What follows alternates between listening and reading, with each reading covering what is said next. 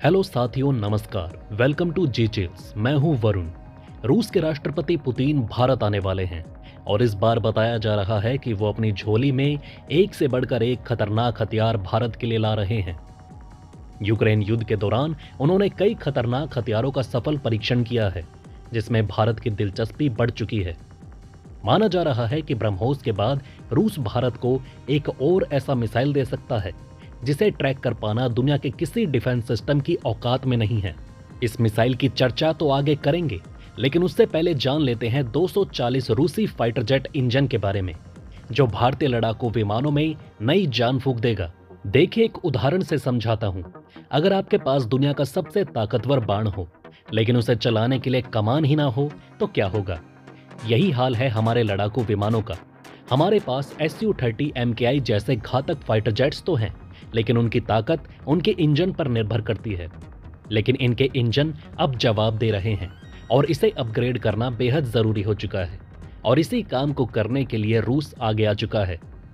Su-30 MKI को अब upgrade करने की जरूरत है ताकि ये आने वाले 20 से 30 सालों तक सक्रिय रह सकें।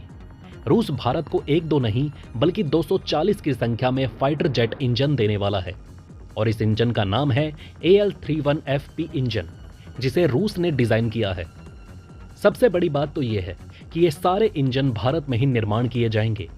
26,000 करोड़ की ये डील HAL को दी गई है, जो अगले 8 सालों में 240 इंजन बनाएगा।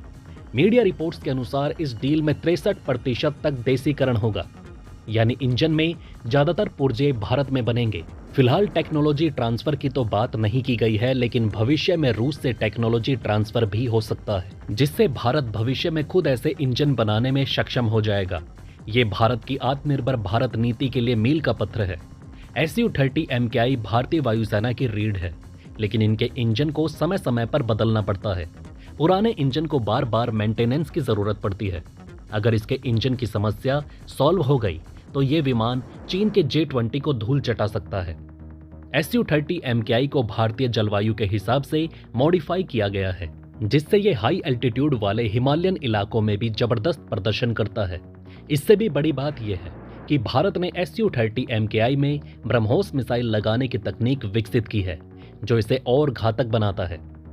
रूस दशकों से भारत का भरोसेमंद रक्षा साझेदार रहा है। दूसरी तरफ अमेरिका हमेशा हथियार बेचने के लिए नए नए नियम और शर्तें लगाता रहता है। अमेरिका कभी भी अपनी तकनीक भारत के साथ पूरी तरह से साझा नहीं करता। अमेरिका चाहता है कि भारत रूस से दूर हो जाए और सिर्फ नाटो देशों से हथियार खरीदे। हालांकि इसके बावजूद भी अमेरिकी हथियार अच्छे होते हैं, इस बात को इनकार नहीं करना चाहिए। रूस के साथ एक दिक्कत यह है कि वो जो हथियार भारत को देता है वही चीन को भी दे देता है, जिससे भारत को एक एज नहीं मिल पाता।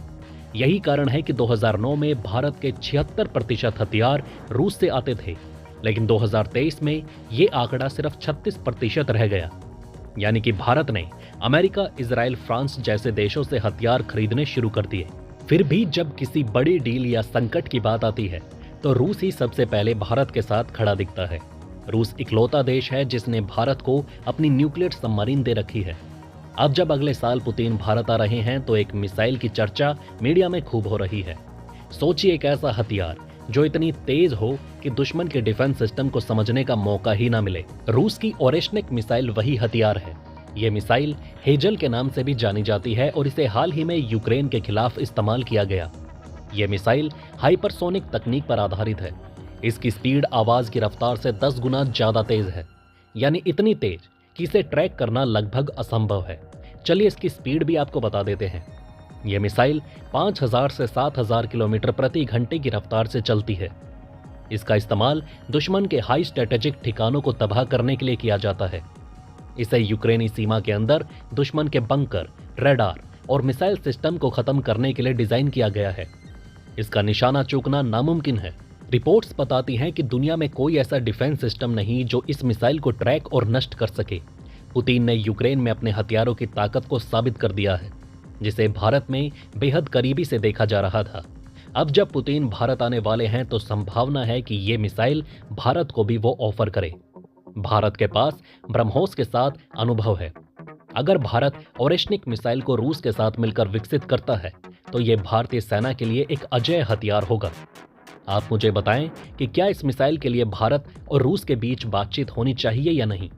तो चलिए फिर मिलते हैं एक और नई अपडेट के साथ। वीडियो को लाइक करके चैनल को सब्सक्राइब जरूर कर लें